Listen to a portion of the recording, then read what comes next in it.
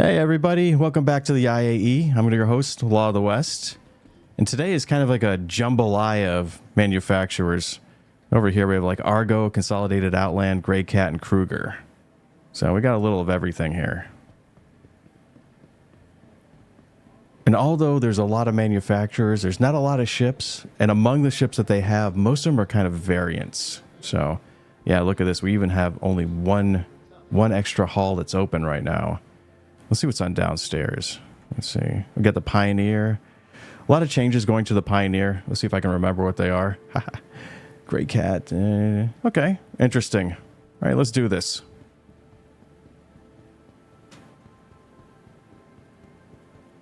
Man, I wanted to play the music in the background, but every time I mess with it, it does not come out good. Like, I'm either in competition trying to speak over it, or you can barely hear it at all. And that's what it's like right now. I have it cranked down to 50% and I cannot even hear it. Whereas on previous days, it was so loud, even when I put it on around 60%, 65%, I could barely hear my own voice over it. So I'm just going to deal with this. Muted as opposed to not having anything or having it way too loud. So MPUV. This is kind of an interesting ship. This is the tractor version I've been calling the Targo, because it's got that tractor mounted onto the top of it right up there. Now what's funny is right now the Targo is like a different version of the other ones. You have the MPUV over here, and then this MPUV has this a cargo variant. This module underneath it right here is supposed to be detachable. And over here, this is the personnel carrier. Once again, this module is supposed to be detachable down here. So ideally, no matter which version of this ship you had, you should be able to put one of these detachable modules on underneath it and transport it around. Now the difference is that these don't have a utility hardpoint right up here at the top, but the tractor one does. Now I'm going to make a prediction. I predict that at some point when the older versions go through the gold standard update to bring it up to the standards that the Targo has, they're going to add a utility hardpoint up here, but they're not going to have a tractor beam. So you're going to have the ability to put a tractor beam onto it, but you're just going to have to pay for it yourself. So if you think about it, each one of these comes with something on its own. Like this one over here comes with this particular module. The one back here comes with its individual module. And this one over here comes with no module, but it comes with a tractor beam. But you're going to be able to mix and match between all these eventually. That's going to be my prediction. They have not officially announced that, but knowing CIG, that is exactly what they're going to end up doing. All right, so let's go over here. The ATLS, which is funny because at one point I was talking about the Atlas platform, and this is also called the ATLS. Now, Star Citizen is not good with its naming conventions, like not by a long shot. But the difference between that is the Atlas platform is what they call the standard stock frame that the, let's see if I can remember, the Spartan, the Centurion, and the Ballista are all based on. So they call that the Atlas platform. But this is also called the ATLS, so which is also referred to as the Atlas. So in case you hear that going on, that's what's happening. And the CSV SM. I believe the CSV FM is the module that is going to be used for base building. And that's the one I'm interested in. The only thing I kind of... Well, it doesn't really tick me off. I don't care that much. But when they came out with this, it almost made the standard Cyclone obsolete in my mind. And before you say, well, the standard Cyclone is off-road, this is also supposed to be off-road. That was like one of the selling points for it. It just doesn't have those articulated wheels, which doesn't work on the Cyclone. I don't know if it's ever going to work on the Cyclone, quite frankly, at this point. So, I don't know. It's just one of those things. Let's move on.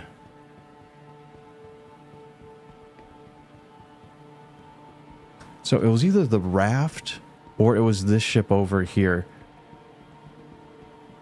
You know, the SRV. No, it was the RAFT. When I was doing the Save Stanton mission, Phase 3, they had a RAFT that was just flying around in the background. And this is like the newest, most tankiest ship in the game. Like, I almost had as much trouble killing this ship as I did with the Hammerhead. It's a little bit of an exaggeration, but not by much. I thought that was just crazy how tanky they made this.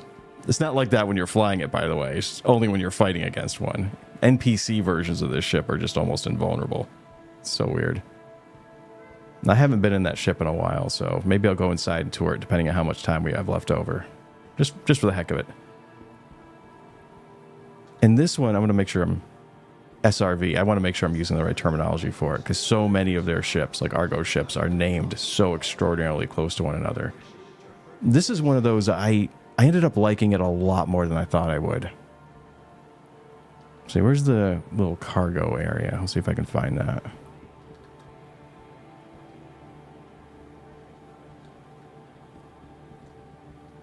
If I can't, that's okay. It's got a very shallow draft on it. But I want to get inside to show you a little bit of this.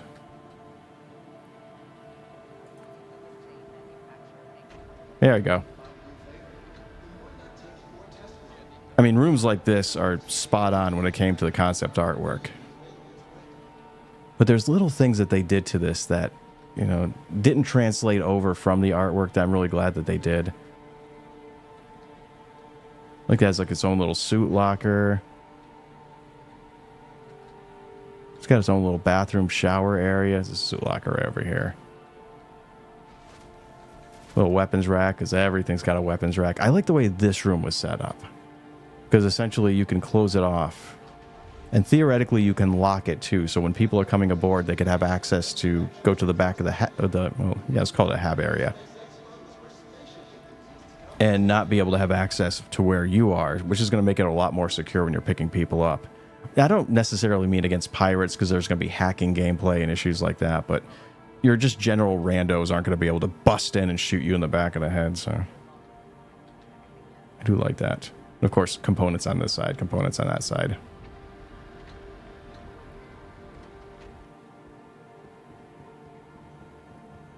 Is there anything else on this floor before I want to move on? And yes, I did say that I wanted to go inside the mole and look around. The mole and the raft. I might take a look inside of that too. It's been a while since I've gone inside the raft. Raft was a neat little ship. I think I saw a concept artwork that had more than three 32 SCU container notches, or whatever you want to call these things, little Tron ships. And for 3 of them, I just had to debate whether or not it was worth having all this ship just to be able to carry 3 of them.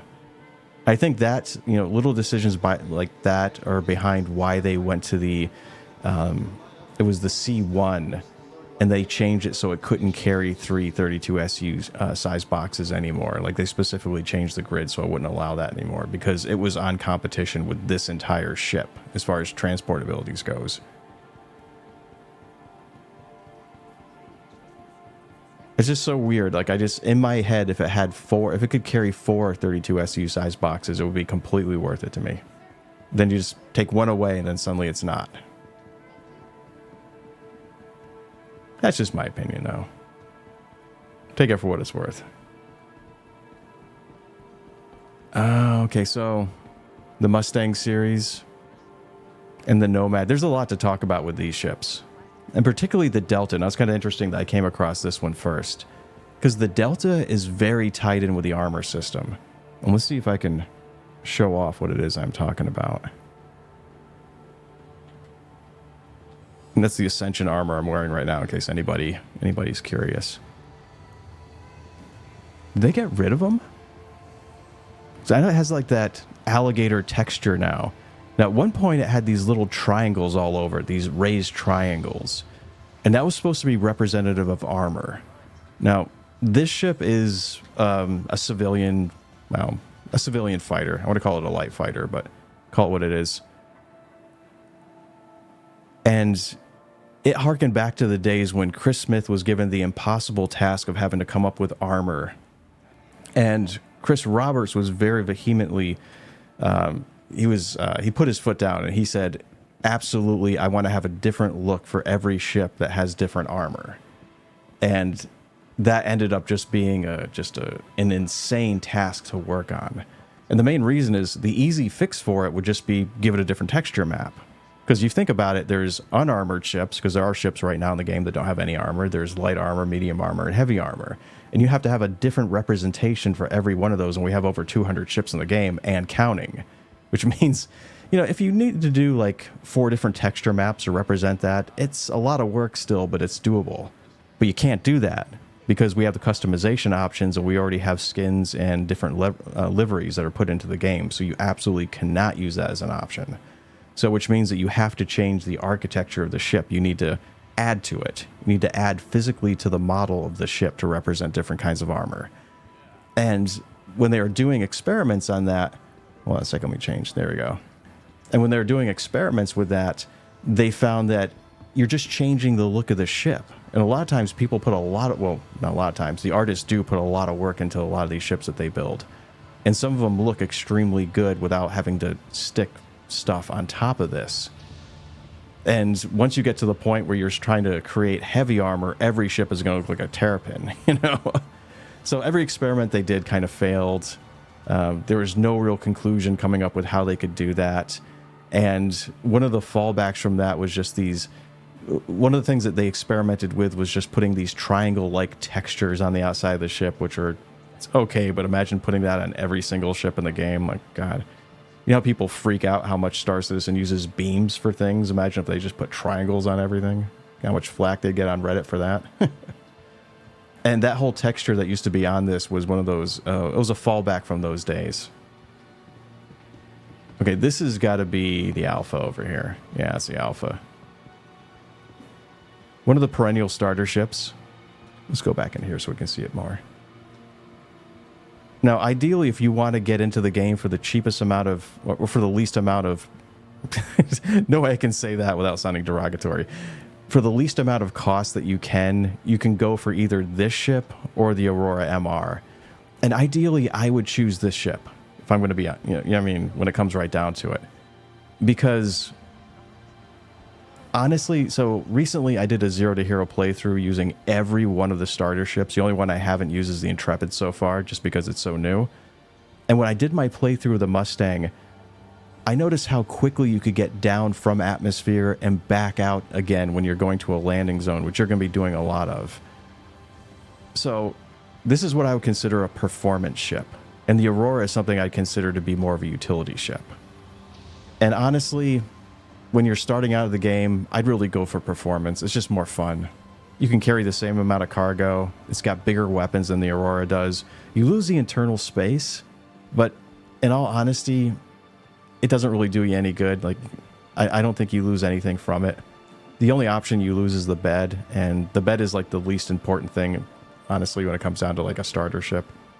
It's a convenience, but it's not a necessity. And I find I was just usually going between landing zones and going between points of interest or between a larger ship and a place I was located below it on the ground. And I didn't really need a bed.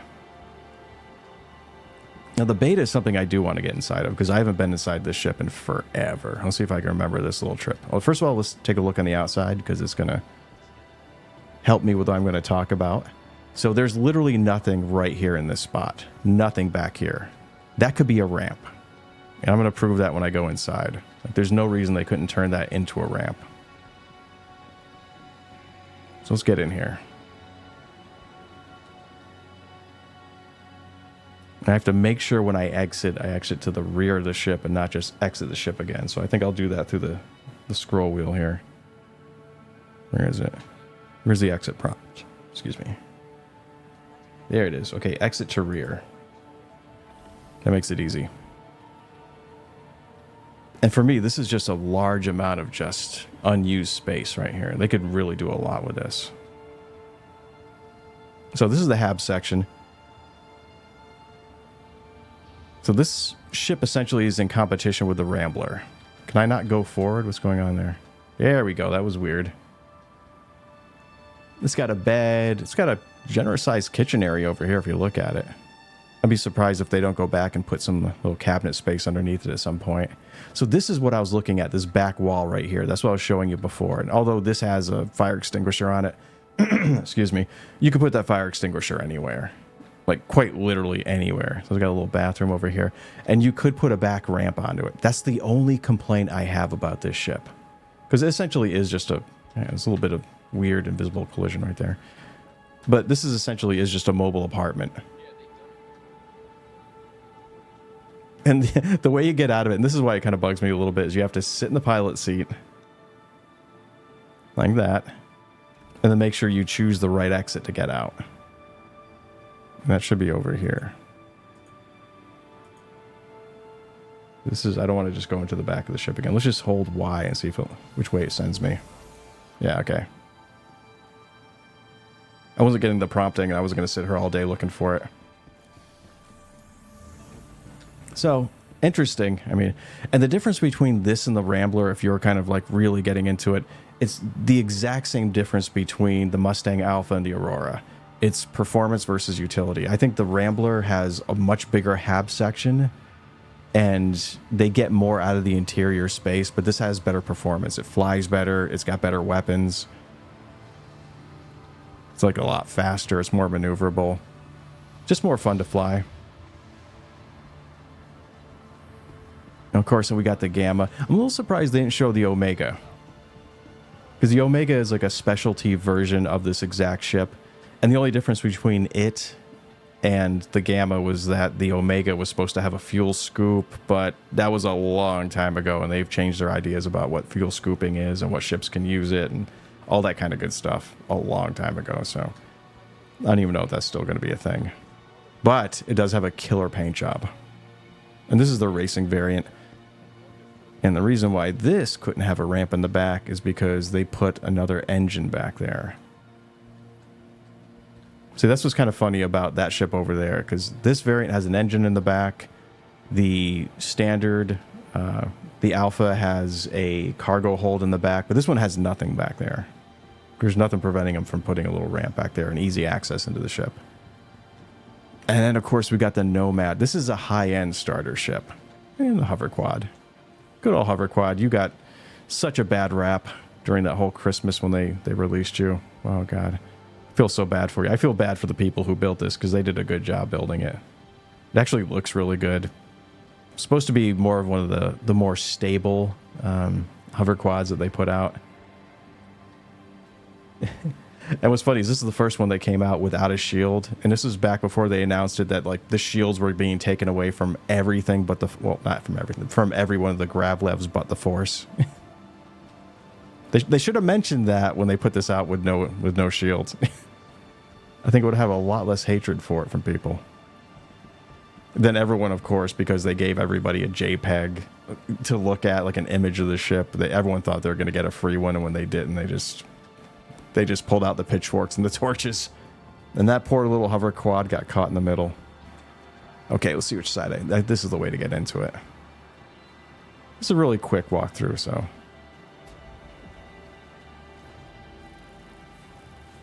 Honestly, this is like a really good starter ship. The only thing I could say a downside to it is the price. You know, before they reshuffled the price tags for everything, this was almost like barely one step away from being the same cost as a Cutlass Black, which is, at that point, you're like, you might as well just get a Cutlass Black. Yeah, let's get in here. So this is the hab section. Really big, really spacious. And look how much open room you have right here in the middle to walk around. You do not feel confined at all. And this entire wall is the kitchen. And it's got like a little pull-out seat down here you can sit down on. It's very nice. It's got the bed, and it's got like a little knickknacks and all those things around here. And it's got a little monitor, like when you sit down, when you lay down, it pops up and goes over in front of you. The other thing, too, is I don't know if we'll be able to see the console on this, but it has a full holographic display. The console interactions and the buttons for it are really well done. I really did like it. Let's see if I can... Yeah, I can't turn it on. For obvious reasons, but that's not, you know... Imagine that, but, you know, floating on top of it by a couple inches. Excuse me. I really got to start having more than one cup of coffee before I start doing these commentaries. But that just proves that this is live. Hey, ship's trolling me. It's got a bathroom. This is like one of the only just standard bathrooms in the game. Like, it's not a bathroom shower combo. And it's so shallow in there. If you sit down, your feet actually stick out. So you can't, like, shut the door while you're inside. Which I guess isn't a problem, because this is, like, maximum occupancy, one person, so. And it's got physicalized storage over here, too. That's kind of neat.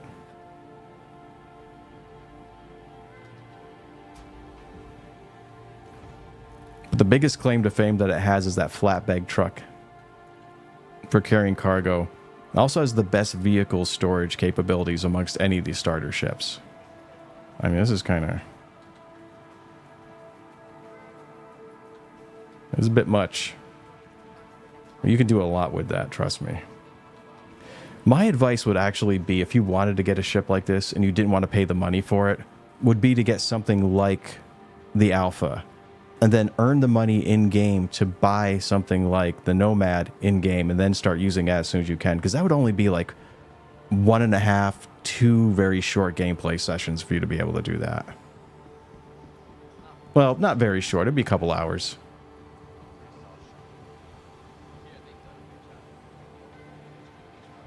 As a matter of fact, that's what I was doing in that Zero to Hero playthrough, is I would stick with a single ship until I earned enough money to buy another starter ship.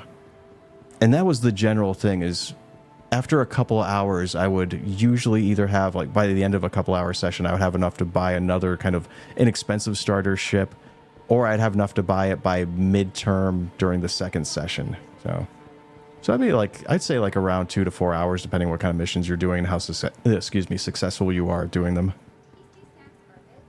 And I want to go downstairs first, and then check the time, and then do a quick walkthrough of the raft. Maybe the mole too.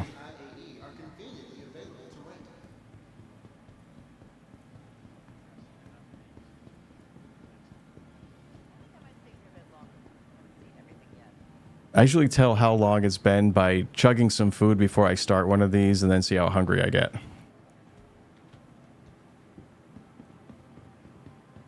And my guy's getting hungry. That person in front of me hopping down the stairs. Oh, the rocks. What do we say about the rocks? This mining vehicle right now is a must-have for any, like, starting mining person. If you want a career in mining and you don't have the ability just to go right to one of the larger mining ships, and you want to just kind of cut your teeth a little bit, do some surface mining, this is definitely the ship, or the vehicle to get. And of course we have the DS, which is, man, that has been relegated to the island of misfit toys by most people. It's because of the way they just built it. It was just, it might have been like a good idea to them at the time, but it just didn't pan out. And I was even thinking about doing like a joke video at one point about having a guy sitting there in the, well, not the flight deck, but in the cabin, safe and secure, sipping a cup of coffee, listening to some light tunes, and then a guy on the outside right here being wind blasted out in some like Arctic environment. And as he looks over at the guy who's outside, he's, "How you doing there, Jim?" And the camera would cut over to him, and he'd be like, "All right, doing good. We're almost there. Okay." You know, it's just the fact that one of them's exposed and the other one has like an interior. That was the thing I think that really got me about it, is because the thing I didn't like about this standard rock is that it's, I believe it's not an enclosed cabin. It's open. And this one is completely enclosed, except for that area where you're going to be mining, which is completely exposed. You know, so I don't know. It's one of those things. It is what it is. How you doing? Where are you going, pal? You can never really quite tell if this. Well, yeah, he's definitely a player. Oh yeah. I'm trying to listen in and see if he's making vroom, vroom, vroom noises while he's sitting there. Of course, the PTV, you see. Yeah, the PTV. Whoa, buddy. You might want to check a chiropractor. That did not look comfortable. PTV, this is like the one piece of hangar flair that graduated up to being an actual vehicle. And I feel good for it. And of course, you got the STV. Neat little Jeep. Let's see if there's anything over at this side. Oh, the Krugers. Yeah. The only thing I can really say about the Krugers is, so these are, these aren't Krugers. Kruger is the name of the manufacturer, not the ship. I got to stop doing that.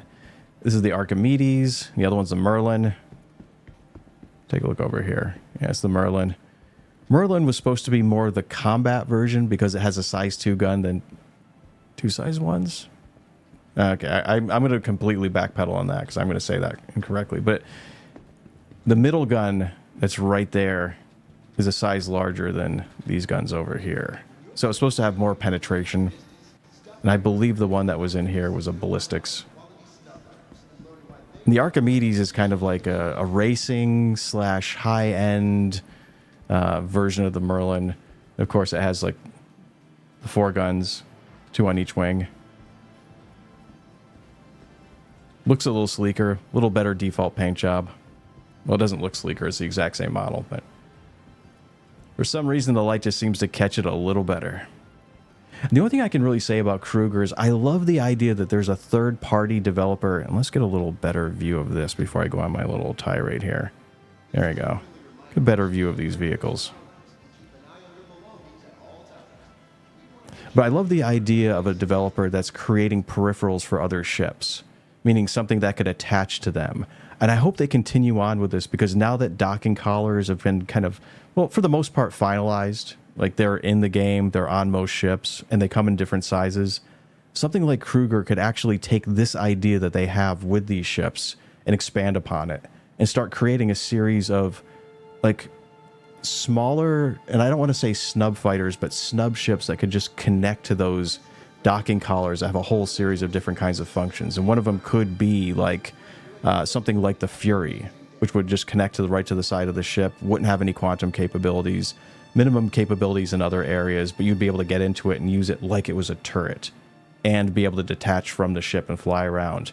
Another option, excuse me, sir, it's got to be an NPC pushing me around. Yep. And he's got to stand right behind me because that doesn't make me nervous at all. You got a whole room, sir. You got a whole room, just saying. It's like when you're on a train and the whole thing is open and this guy's got to stand right next to you and breathe really heavy. Yeah. So the other option would be something to be like a transport where you could get into it and use it to transport from like one large ship to another large ship without having to EVA over or dock ship to ship, something like that. There's like a lot of options you could use for that. There's a lot of potential, a lot of gameplay possibilities that you could do.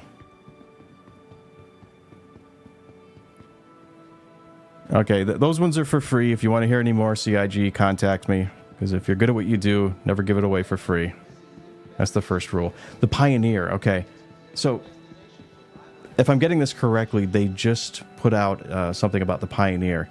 And it's the fact that if you purchase this already and you got one of those versions of it that came with a land claiming mechanic, you'll get to keep that. But future packages that they do sell of the Pioneer are not going to come with it anymore. So if you do see it being offered with that, grab it while you can, because those are going away. Now, the only other thing about that is this is a specialty ship, meaning you can't upgrade to it. You either need to buy it as is, and sometimes they'll sell a war bond version of it, and sometimes they'll just sell a standalone version. But you can't do a CCU chain up to this ship. Maybe one day, and maybe they'll change that when Pioneer or Consolidated, oh, excuse me, not Consolidated Outland, but maybe one of the future sales that they come out with, they'll be able to allow you to do that. Before you say they'll never will, it used to be that way with the Polaris. The Polaris used to be a specialty ship. Like, you couldn't upgrade to it, and they changed that. So I think over time, they're going to change all those ships you can't upgrade to, and they will allow you to at some point. Because it really kind of ticks me off that if you can't upgrade to it, you can buy it with 10 years insurance, but you can't buy it with LTI. Some people think that that doesn't matter anymore. It's always going to matter. Trust me. They change the way LTI works several times over now, and I think they're going to continue to change it. And even after it gets put into the game and starts working, they're going to keep altering it to make it better fit gameplay. So I believe that's everything from downstairs. That was like the one thing in the holo viewer. I'm kind of surprised about that. Well, let's check this out. We went in the SRV. Let's go over here to the... Let's go to the RAFT.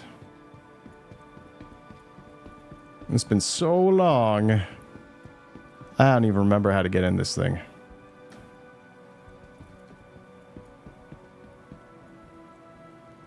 Maybe we are not going to go inside. Oh, here we go.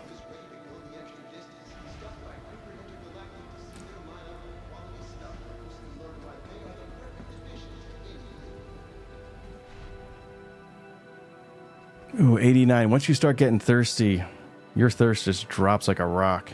Up, please. Thank you. I forgot there's 2 floors. It was so weird because the floor beneath us is where the flight deck is.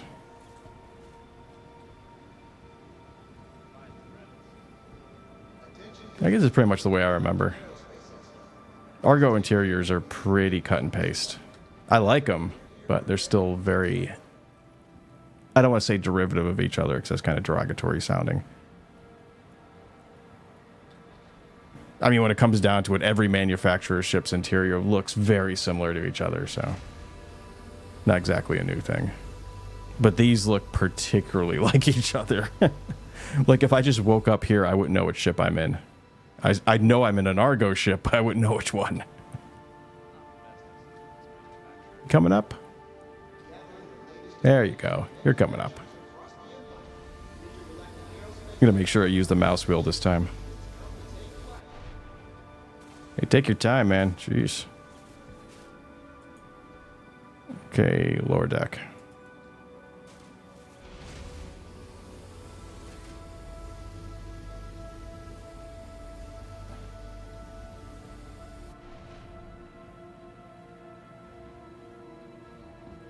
I think what it is I'm just so impatient as an adult because I used up all my patience as a kid and I have none left. And I just feel like I just have no time to wait for things like elevators, doors. None. Absolutely none. I love this little hab area. I don't know what it is about it.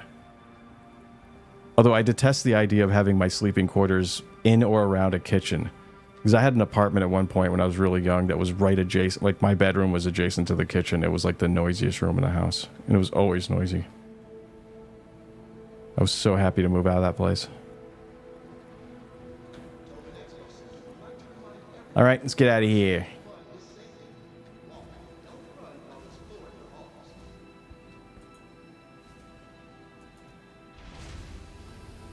And for anybody who doesn't know, if you come over to these consoles and you're not seeing the option you want, press and hold F to bring up that wheel. And then usually other options will be associated with it. Oh, and somebody was nice enough to leave the lift down for me so I didn't have to run around looking for it. Thank you very much.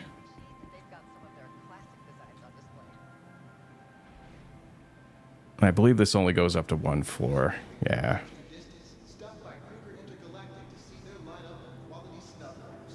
I do remember spending almost an entire afternoon trying to shove vehicles onto this thing and get them into the ship.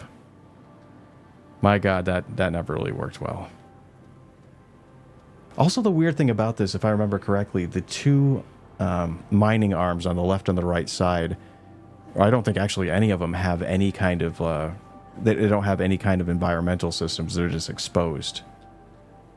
I still remember going out with this ship with a couple of friends, and like at one point my guy was just wigging out and making all these horrible noises, and I looked at him like, what the hell is wrong with him? And then I noticed he was freezing to death, you know, and I was not even realizing I was exposed to the atmosphere, and I think I was just like wearing the flimsiest of flight suits to protect me from it.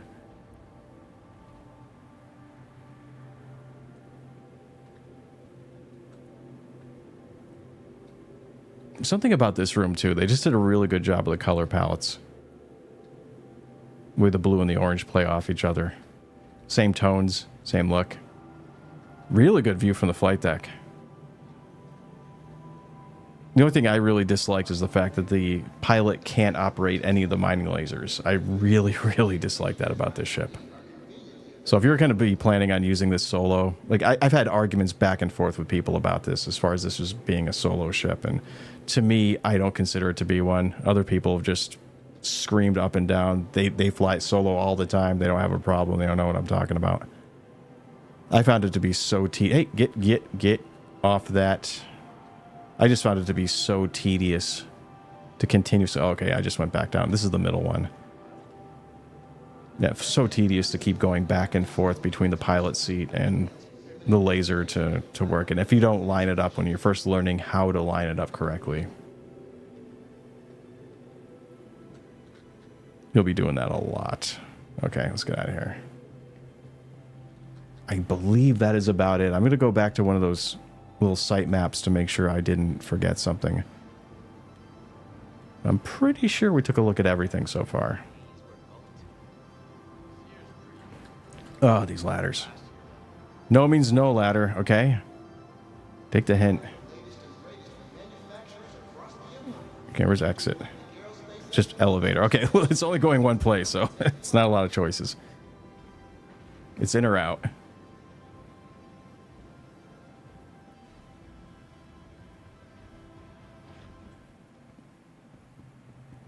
Hopefully we have one of those site maps located close by that I can check. I just want to look at it just really quickly.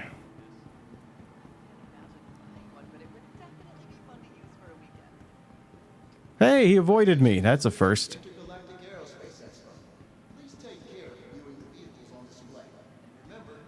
I'm glad I didn't avoid him now, because then we just would have hit head on. Now I would have to hear that guy over an open mic going, "You jerk, you did that on purpose."